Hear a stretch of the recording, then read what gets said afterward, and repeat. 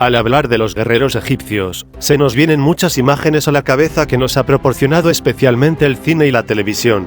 Aunque el exotismo del antiguo Egipto atrae prácticamente a todo el que se acerca a él, el mundo de la guerra y el ejército no ha sido una excepción. Si bien es cierto, en los albores de la historia del antiguo Egipto no existía un ejército profesional como tal, sino que, en momentos de conflicto, los funcionarios del rey reclutaban a hombres que hacían el papel de guerreros mientras se los necesitara. Estos soldados no contaron con ningún tipo de entrenamiento ni formación militar. Mas conforme pasaba el tiempo y se hacía necesario defender los cultivos de los invasores procedentes de Asia Menor y de Libia, se hizo necesaria la creación de un ejército permanente. Así que entre altos oficiales y soldados de rango más bajo, seleccionados según su clase social, el ejército del antiguo Egipto llegaría a su máxima organización durante el periodo denominado el Imperio Nuevo. El principal grueso de las tropas estaba formado por las divisiones de infantería que a su vez contenían a los cuerpos de élite, formados por los carros de combate. Las divisiones de infantería recibían el nombre de un dios, y a su vez, se dividían en batallones formados por compañías de 200 soldados, que se repartían en secciones de 50 hombres. A la cabeza del ejército estaría el visir, a quien apoyaría un director de arsenales que se encargaría de la parte logística, es decir, proveer a los guerreros egipcios de armas y suministros. Y por el lado del entrenamiento y organización de las tropas, quedaría a cargo el director de infantería. El entrenamiento de los guerreros egipcios se basaba sobre todo en hacer largas marchas por el desierto y en practicar la lucha cuerpo a cuerpo, actividad esta última que al parecer servía al mismo tiempo como entretenimiento para el faraón. Además, existía una condecoración que se entregaba a aquellos que mostraban más valor durante la batalla, llamada el oro del coraje. En caso de que el soldado huyera o mostrase cobardía, podía ser degradado, denigrado, y en determinadas circunstancias, incluso ejecutado. Todo soldado solía vestir el sentio faldellín, una pieza de tela de forma rectangular hecha de lino blanco o color crudo que envolvía la cintura y se ajustaba con un ceñidor. Sobre este faldellín se colocaba una pieza triangular de lino endurecido que servía para proteger los genitales. Cuando un soldado se retiraba, el Estado le concedía aproximadamente 3 hectáreas de tierra para cultivar, además de rebaños y personal de servicio. Estas tierras podían ser heredadas por sus descendientes siempre que entre ellos hubiera un hombre apto para enrolarse en el ejército. Los soldados de infantería fueron los primeros en formar parte del ejército egipcio, como no podía ser de otra manera. Iban equipados con una lanza, un escudo, una espada y quizá una daga, aunque esta última es considerada por algunos expertos como un arma más ritual que efectiva. Los cascos que llevaban no eran de metal o cuanto menos no en aparecido. Por representaciones que se conservan, se cree que se cubrían la cabeza con una especie de gorros de paño acolchado. El uso de caballos y de los carros de guerra se introdujo en Egipto durante el segundo periodo intermedio, y estaba reservado tan solo a los miembros de las familias de la nobleza. Llegaron a existir 3 tipos de carro, el de combate, el de comunicaciones y el de exploración. Estos 2 últimos eran más ligeros y veloces. Estos carros tenían el eje en el extremo posterior siendo más ancho que el vehículo en sí, lo que hacía prácticamente imposible que volcaran durante la batalla.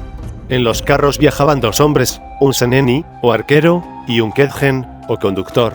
Este último tenía además otra función que era la de proteger el arquero mediante un escudo. Detrás del carro, un infante armado corría para rematar a los enemigos, para que así no quede ninguno tras el carro. Los mercenarios, que solían ser nubios, asiáticos y libios, comenzaron a utilizarse durante el primer periodo intermedio debido a la inestabilidad existente. Ya entrado el Imperio Nuevo, se intensificó el reclutamiento de guerreros extranjeros y, respecto a la formación en el ejército, solían servir como tropas auxiliares o de apoyo adscritas a otras unidades. Se los agrupaba según su nacionalidad, de forma que seguían manteniendo su identidad. En la época de Ramsés II, los mercenarios podían ascender y subir de rango si se mantenían leales al faraón. De esta forma, se creó un cuerpo de altos oficiales cuyo origen era extranjero. En la dinastía ptolemaica se comenzó a conceder tierras a los mercenarios, para tratar de vincularlos a Egipto y evitar traiciones o deserciones. A lo largo de la historia del antiguo Egipto ha habido varios ejemplos de faraones entregados al ejercicio de la guerra, especialmente durante el Imperio Nuevo, momento de novedades y cambios en el ejército egipcio. Estos reyes acudían a la batalla en primera línea junto a sus soldados y lograron grandes hitos para el imperio egipcio. Uno de los más respetables fue Tutmosis III. Este faraón es conocido por ser el artífice del gran imperio en que se convirtió Egipto durante la dinastía XVII. Nada más llegar al trono se enfrentó contra los sirios y los cananeos, aprovechando así para ampliar las rutas comerciales por territorios a los que no se había llegado antes. Por eso se le ha llamado en alguna ocasión el Napoleón egipcio. Ramsés II gobernó durante la dinastía XIX y bajo su reinado se vivió uno de los momentos más florecientes del antiguo Egipto en ámbitos como la economía, la cultura, la administración o el ejército. Al cumplir 10 años se le nombró comandante en jefe del ejército y con 16 años comenzó a formar parte de varias campañas bélicas emprendidas por su padre, Seti I. Cuando tenía 25 años su padre falleció, convirtiéndose en el rey del Alto y del Bajo Egipto.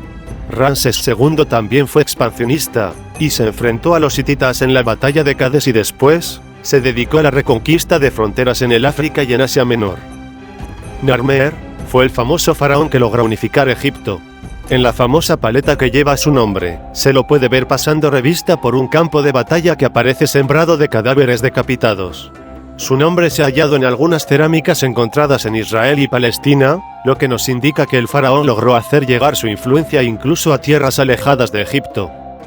Al paso de los siglos, surgieron unos famosos guerreros llamados los mamelucos, quienes fueron unos soldados esclavos convertidos al Islam, y que consiguieron altos cargos militares en Egipto. De esta casta surgieron dos dinastías de regentes, los baríes formada por turcos y mongoles, y los burjíes. El advenimiento de la dinastía barí en 1250 inició una línea sucesoria que trajo consigo ganancias territoriales y gran prosperidad a Egipto. Cuando Napoleón I, al pretender extender el poder francés en el Mediterráneo, invadió Egipto, derrotó a los mamelucos en la batalla de las pirámides el 21 de julio de 1798. Después de que los franceses evacuaron a Egipto en 1801, los mamelucos lucharon con los turcos por el poder, aunque fueron diezmados por Mehmet Ali en la masacre del Cairo en 1811. Después de este evento bélico, los sobrevivientes mamelucos huyeron a Nubia. Con estos tres importantes faraones, más los famosos mamelucos egipcios, dejamos hasta aquí una pequeña cápsula con la historia de la guerra del antiguo Egipto. Gracias por vuestra atención.